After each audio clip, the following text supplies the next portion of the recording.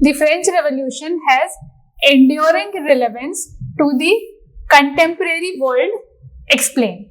In Hindi it says, समकालीन विश्व के लिए फ्रांसीसी क्रांति की निरंतर प्रासंगिकता है, स्पष्ट कीजिए. स्पष्ट कीजिए means to explain.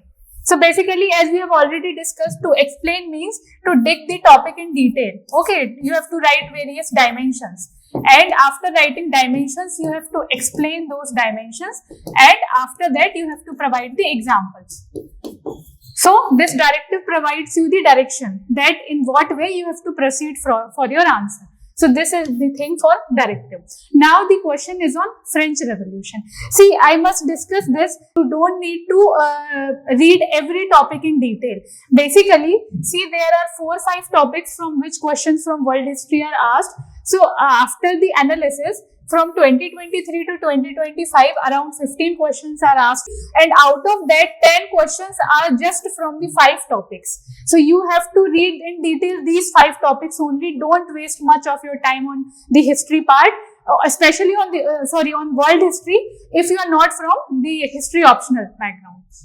Okay, so basically what are those topics? World wars, American Revolution, French Revolution. The question was asked in 2025 for the first time. Then colonialism in Africa. Then the Industrial Revolution. Only these 5 topics are very important. So don't waste much of your time in reading world history.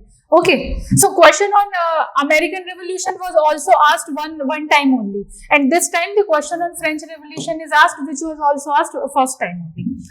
So now see, the question is asking, you have to write the relevance of the values of French Revolution in the contemporary world or in the present context. So, first of all, what you have to write? You have to write the relevance of the values which came from French Revolution. And then, after writing the relevance, you have to provide the examples. And please remember, on any question on world history, please include India as an example because it adds an extra dimension.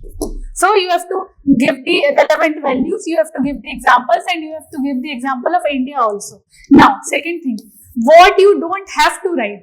You don't have to write the causes of French Revolution.